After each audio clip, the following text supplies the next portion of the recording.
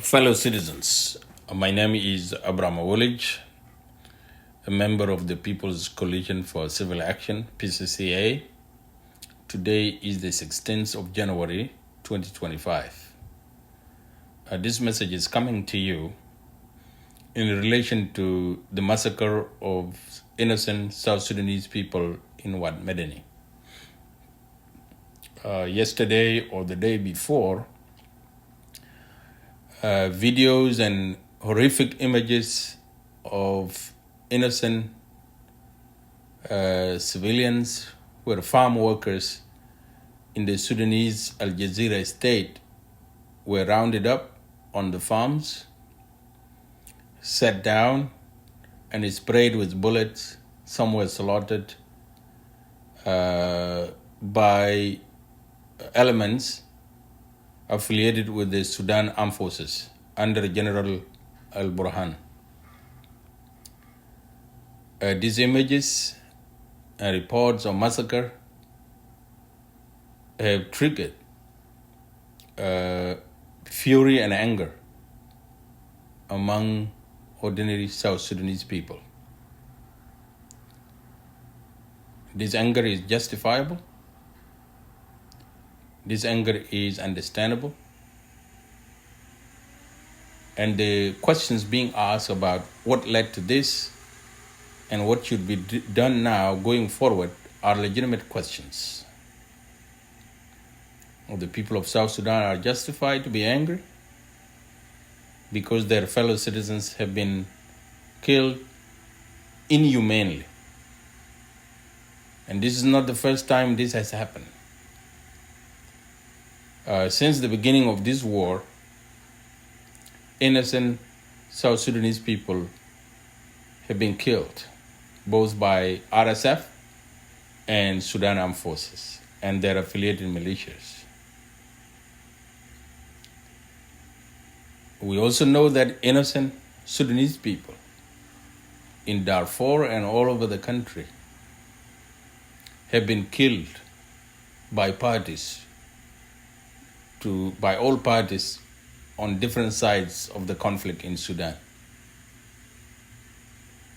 The PCCA condemned strongly the recent massacre of our civilians in Wad Medani, and we stand in solidarity with the families, communities, and relatives of the victims of this massacre.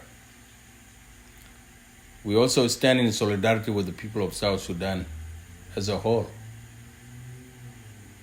who have been let down by their own government to take dangerous journeys to broken countries like Sudan to seek safety and make a living.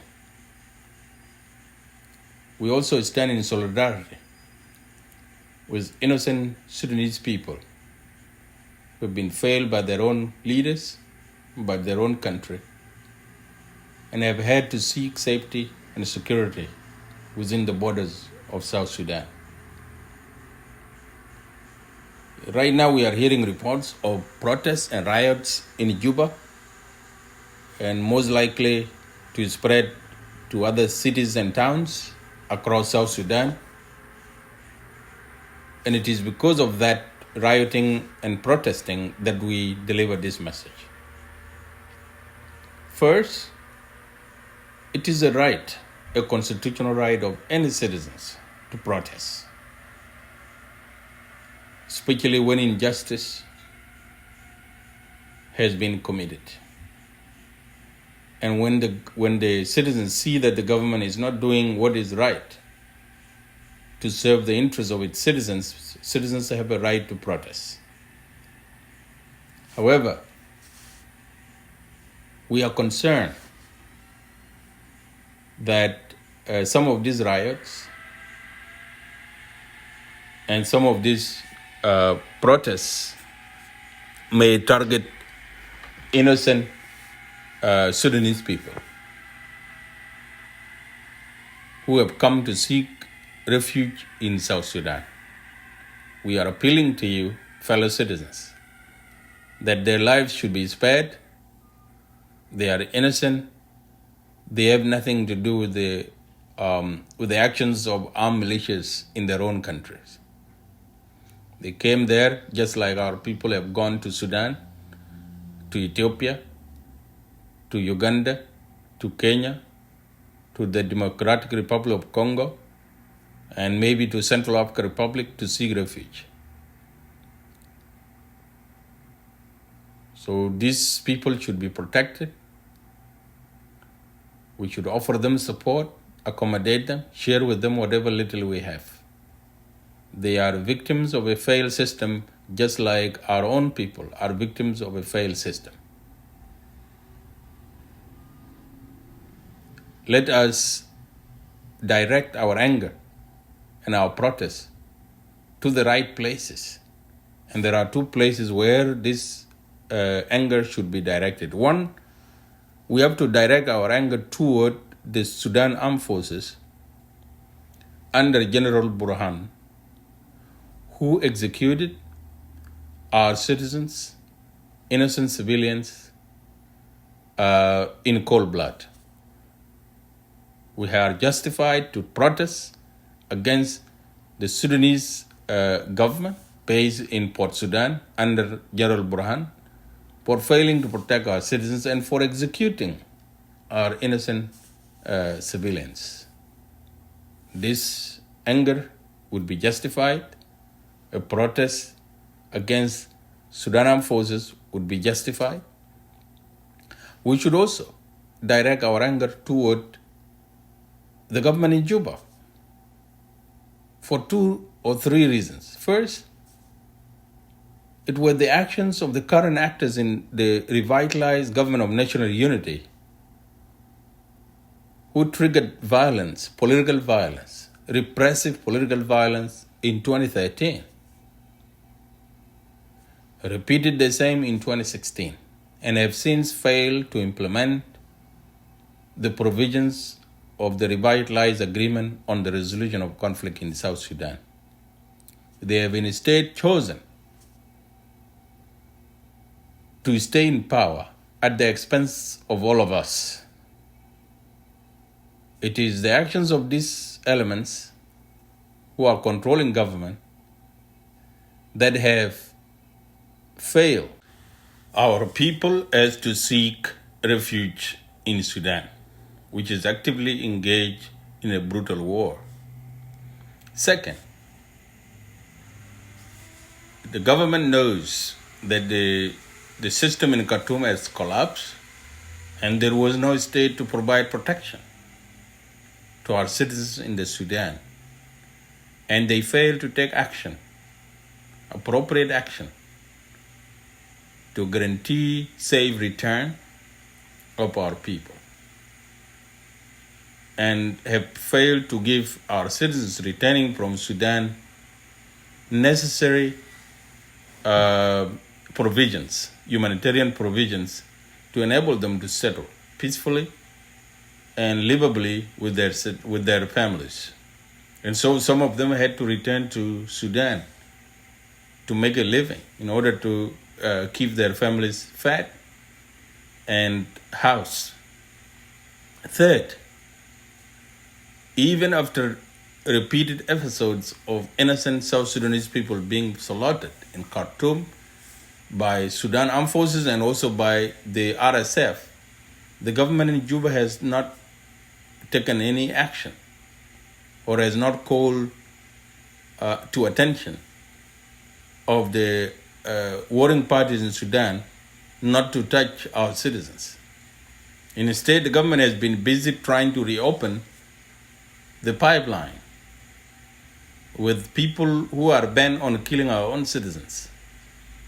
So they are prioritizing the opening of pipeline to continue to fatten their bank accounts while our citizens are being consumed by uncontrollable violence both in Sudan and South Sudan. These are the people toward whom we should direct our anger and protest.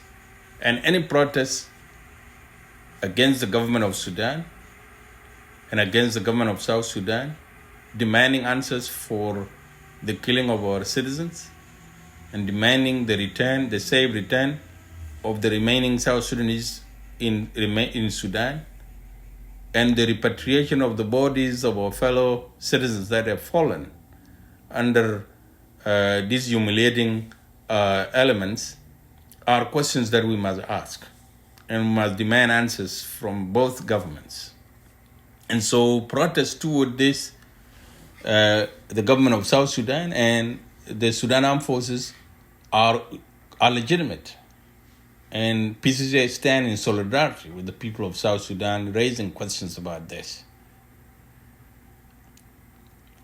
We consider ourselves a nation because we care about each other. And so the fact that our people are being killed should warrant outrage among all the citizens of South Sudan. We have to protect each other, we have to care for each other, and we must be the guarantors of security to each other.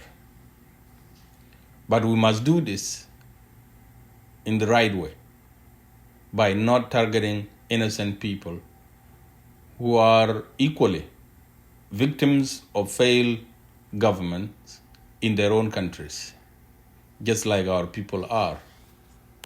So we have to restrain. And so, fellow citizens, going forward, we encourage you to protest, to raise questions, and to demand answers, and to raise the stake that the killing of South Sudanese is not allowed and must be ceased.